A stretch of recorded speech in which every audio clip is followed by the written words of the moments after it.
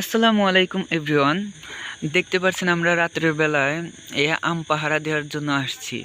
কারণ আম এত পরিমাণে ধরেছে এই কয়েকটা বাগানে এত পরিমাণে ধরছে যে চুরি হয় রাতের বেলা, আবার দিনের বেলা। রাতের বেলায় বেশি চুরি হয়। দেখেন এখানে কত সুন্দর সুন্দর আম ধরেছে।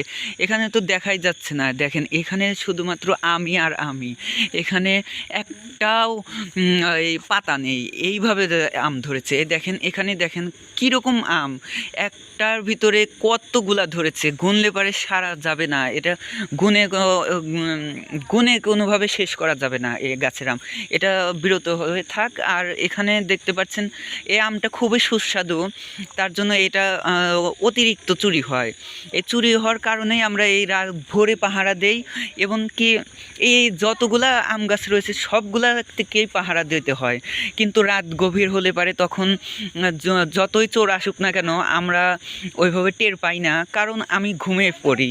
তখন এসে এসে সব চোরগুলাই সবভাবে চুরি করে নিয়ে যায়। এবং কি এই বস্তাও নিয়ে আসে, কালকে 2 বস্তা, জানেন কালকে 2 বস্তা আম চুরি করে নিয়ে গিয়েছে। এই দুঃখের কথা আমি কার কাছে থুবো, তাই বলেন।